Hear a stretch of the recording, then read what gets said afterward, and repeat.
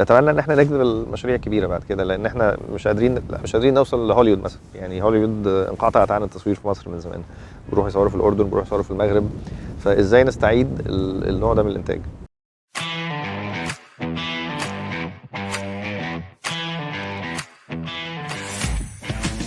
نشكركم على الفرصة دي إن إحنا قاعدين معاكم وفي فيو زي ده يعني قدام الأهرامات، وإحنا عايزين نعرف أكتر عن الفيلم من وجهة نظركم الإنتاجية أكتر. واحنا الشركه عندنا بتقدم خدمات انتاجيه للفيلم كبيره، والتيم ممكن يكلموك اكتر عن كم الاستعدادات وكم التحضير. الشغلانه زي دي يعني ما بتتحضرش في اسبوع ولا في اسبوعين. احنا عامه العالم كله مفتوح على فكره الانتاج واللوكيشنز، وفي منافسه كبيره جدا في العالم كله على الدوله اللي بتقدم خدمات اكتر، او الدوله اللي بتقدم مزايا اكتر وامتيازات اكتر للمنتج الاجنبي اللي جاي من اي حته من العالم. في معوقات طبعا الصراحه قدام التصوير بشكل عام في مصر، بس يعني ده ملف احنا على مستوى كتير قوي في البلد، ناس كتير اتكلمت فيه والمعنيين بالسينما اتكلموا فيه. في معظم دول العالم بيبقى في حاجه اسمها هيئه او فيلم كوميشن. الهيئه دي بتبقى معنيه بالتصوير جوه البلد، بالذات في التصوير الاجنبي. وده الحقيقه اللي احنا بننادي بيه من فتره، يعني ان في مصر يبقى في هيئه معنيه بحاجه زي كده. محتاجين تجربه او تجربتين ناجحين من الدول الكبيره، سواء من الهند او من امريكا او من دول اوروبيه، عشان نثبت ان احنا قادرين ان احنا نعمل ده بشكل مستمر، مش مجرد يعني مره عدت بخير، مرتين هيحصل فيه مشاكل. وده اللي احنا بنحاول نغيره الصراحه، يعني انا والتيم اللي معايا وناس كتير من اللي بنتعاون معاهم نفسهم ان ده يحصل. يعني ده فيلم ضخم، فيلم ميزانيته يعني تتعدى ال 10 مليون دولار، مصروف منها نسبه كويسه في مصر. نتمنى ان احنا نجذب المشاريع الكبيره بعد كده، لان احنا مش قادرين نوصل لهوليوود مثلا. يعني هوليوود انقطعت عن التصوير في مصر من زمان، بيروحوا يصوروا في الاردن، بيروحوا يصوروا في المغرب.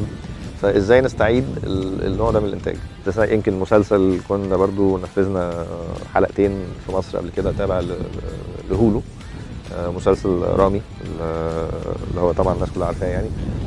Rami, do you want to stay alone forever? Mom, you can't just walk up to a Muslim girl and like start spitting game or something. Like, what am I supposed to say? Like, hey, can I get your father's number? فاحنا بنتمنى ان احنا نجذب اكتر برودكشنز بالحجم ده، ويبقى ان مصر كمان تظهر بصوره كويسه.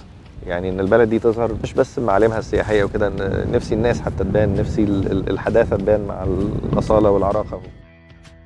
البنش مارك بتاعت افلام بوليوود انك you want to be up to the standards. انت برضو هنا when you do action انت برضو locally هتبقى بتعمل action زي ما احنا متعودين نعمله، بس ازاي ان انت تعمل ميديم او جونر بتابع ناس اوريدي عندهم بنش مارك عالي قوي للجونر ده، اوريدي عندهم السيلينج بتاع الاكشن عالي جدا. فانت برضو you want to make sure انه لما يجي يجيب الفيلم او الشغل هنا you want to be up to the standards اللي هو متعود عليها عنده، او سواء بقى صور بره تاني في countries تانية.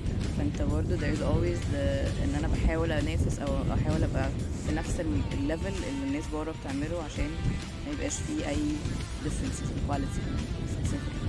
اوكي، هي كانت رحلة طويلة شوية، يعني بدأنا فيها actually من almost 7 شهور او اكتر. هم they approached حفظي وكانوا عايزين يجوا يصوروا المشاهد اللي هنا كلها، والموضوع في الاول كان يمكن اصغر شوية.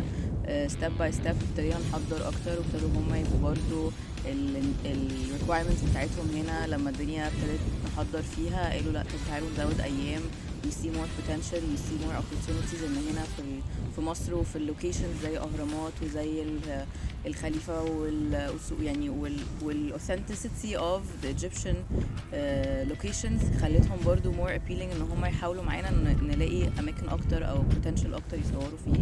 التحدي الاكبر بتاعي بيبقى ان احنا ازاي كمنتج، يعني ان انت ازاي في كاتب او مخرج عنده احلام معينه او عنده متطلبات معينه من خلال السيناريو، وانك ازاي يعني يبقى في موائمه مع الواقع اللي انت شغال فيه، وازاي تقدر توفر امكانيات من لا شيء.